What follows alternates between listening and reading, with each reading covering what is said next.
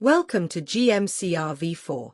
In this video, we'll show you how to quickly find a patient's pathology and radiology results in the new user interface. Let's get started. Select the graph icon from the navigation menu.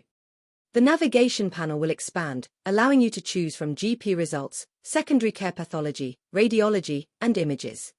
Although the layout has been updated, the results section still shows the same information. The results section now includes two new features.